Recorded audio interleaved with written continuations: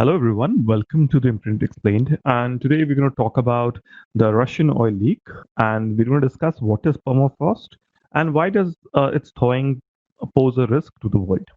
And what happened was that Putin has declared emergency over 20,000 tons of diesel being spilled in the Russian region of Norilsk. This is around 2,900 kilometers from Moscow, as you can see here, right? So it's quite some distance away. This is in Siberia. Okay. So let's further do. Let's try to talk about it in more detail. So what exactly happened? The principal reason that led to the 20,000 ton leak at an Arctic region power plant in Russia is now being recognized as a sinking of the ground due to permafrost thaw. What does this mean? We'll talk about this. So what happened was the thermoelectric plant is there at Norilsk. This is 3,000 kilometers northeast of Moscow, around 2,900. That's what we said. Is built entirely on permafrost, right? So the base is permafrost. So who's weakening over the years because of climate change caused pillars supporting a fuel tank to sink, and this led to the containment of a lot of diesel. So concerned by this incident, Russian officials on 5th of June, they ordered the inspection of the particularly hazardous sites located in permafrost areas. And according to the available data, the primary cause of the containment loss by diesel tanks was the subsidence of soils. We'll talk about this and the concrete platform on it. So such a weight was on it with the melting of the permafrost, thawing that is. What happened was that the diesel, containment tank went down and down, and then obviously the leakages happened. So the question obviously is what is permafrost? A lot of times you mentioned it, sir. So permafrost is a ground that remains completely frozen at 0 degrees Celsius or below for at least 2 years. It is defined solely based on temperature and duration. So there's no other way of defining it. So is it ice? Is it what is it? It is permanently frozen ground. It consists of soil. It consists of sand. It consists of rock. It is held together by ice. Okay, so this is something I think you should understand. It is not just ice, and it is believed to have been formed during the glacial periods of several millennia. These grounds are supposed to be 22% of the land surface on the Earth, and mostly these are in polar zones as well, and obviously in high altitude mountains. Tibet is one region. We'll talk about that as well.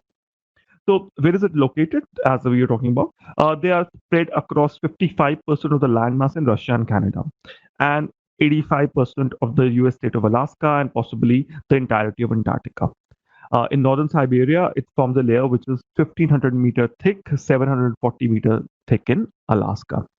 As I said, it is found in the Alps as well, as in the Tibetan Plateau. So it's close by to India as well.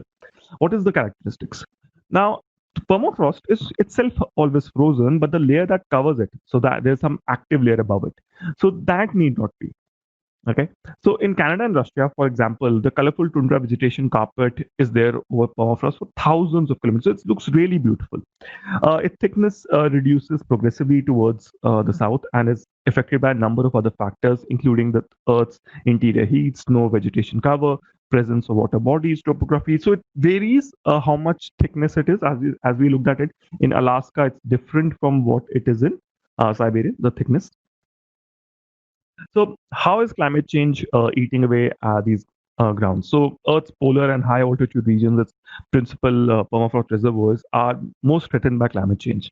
According to USA's NOAA, that is the National Oceanic Atmospheric Administration, Arctic regions are warming twice as fast as compared to the rest of the planet. Its current rate of temperature change being the highest in 2000 years. In 2016, Arctic permafrost temperatures were 3.5 degrees Celsius higher than the beginning of the 20th century. Now, what is expected?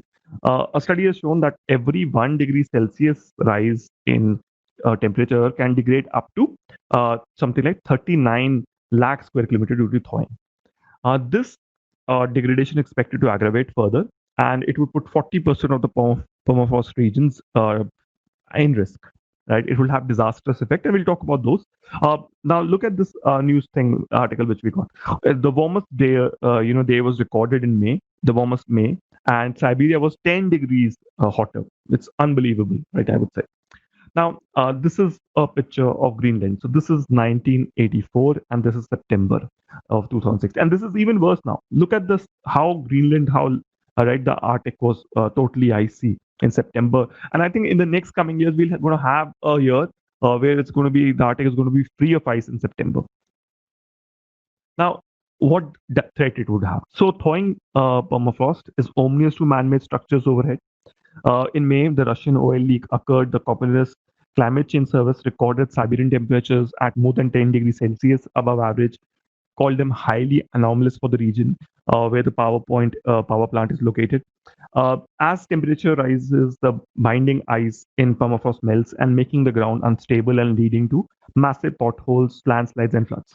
The sinking effect causes damage to key infrastructures such as roads, railway lines, buildings, power lines, pipelines that serve more than 3.5 crore that live in the permafrost regions. These changes also threaten the survival of indigenous people as well as the Arctic.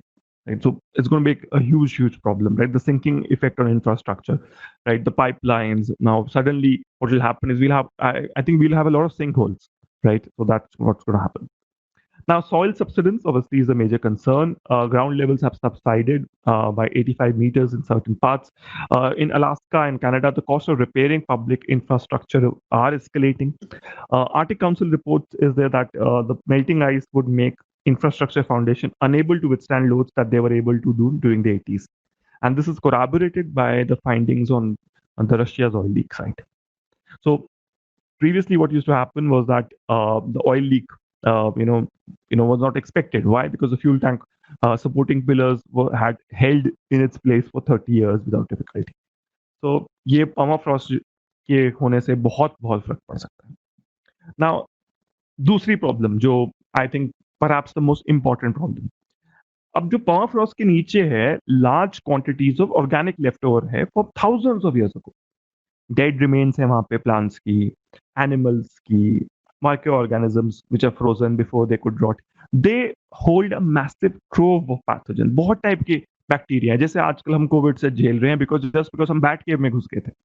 सो अब ये same problem वहां होने वाली है कि अगर ये permafrost melt होगी, right, the microbes, right, decomposing this carbon matter releases. First of all पहले तो ऑब्वियसली ग्रीन हाउस गैस बहुत रिलीज हो जाएगी.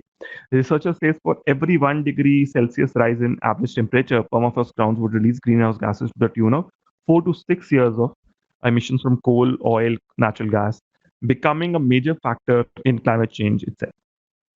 But what will happen is we'll have ancient bacteria and viruses जिसके अगेंस्ट कोई immunity नहीं है हमारी. एंड 2016 में हम ऑलरेडी ये झेल चुके हैं. 75-year-old anthrax infected deer carcass led to outbreak of the disease, and this led to a lot of people dying in Russia, and इसको hospitalization भी हुई थी 90 लोगों से ज्यादा की. So huge problems, I would say, if in this ancient bacteria and viruses, and the human beings, we don't have any immunity, just like for COVID. So with that, I think we'll end. Thank you for listening. Please visit our website. If you have any questions about this, do call us at 6280-187-919. You can write an email to us if you like this video. Do join our Telegram group. It's imprint_is at imprint_is on Telegram, right? And we post latest current affairs there regularly and the PDF of these videos. Thank you so much for listening.